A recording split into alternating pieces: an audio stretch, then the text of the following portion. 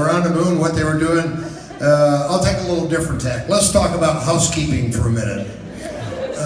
Housekeeping in space is every woman's dream, because it's probably the cleanest place you'll ever be in your life, and it never gets dirty, really, because the air conditioning system kind of keeps it clean.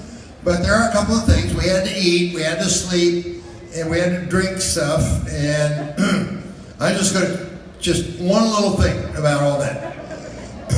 At the end of all your days, when you've had your fill of drinks and food, generally there's something else that you have to do. That is, we were very crude back in those days. We didn't have any fancy appliances to give us a hand.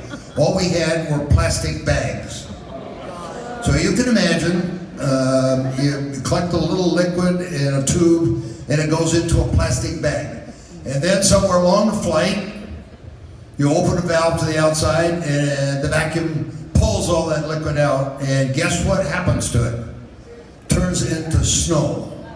The only problem is that cloud of snow going the same direction, the same time, same speed you are. So you don't get rid of it very quickly. You got to make a mid-course correction, I think, somewhere along the line. Now, the solid, of course, is a plastic bag, and well, we won't get into all the details because it's not very nice. But I can still remember the view of one of my crewmates going by me with a plastic bag stuck on his, you know what, and that's not a pretty sight. And when he's done, he's got to put a poison pill in, close the bag, zip it up or whatever, and write his name on the outside of this plastic bag, so all the doctors back in Houston could analyze the before and after crap that was going on. So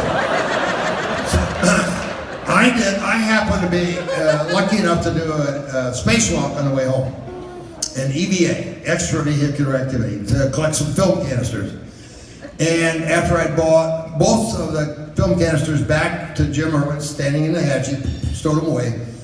I went back on a third time and I called Jim and I said, "Hey Jim, you know that big canvas bag that we've been collecting all those little plastic bags in? Would you hand it to me, please?" So he handed, this is the truth too, he handed me the plastic bag, but I never caught it. The plastic bag went out and it's going the same direction, the same time, the same speed we are. So the plastic bag with all our whatever in it came back to Earth with us. But it burned up in the atmosphere. And of course there's a big joke going around Houston about they found a new belt around the world called the fecal belt.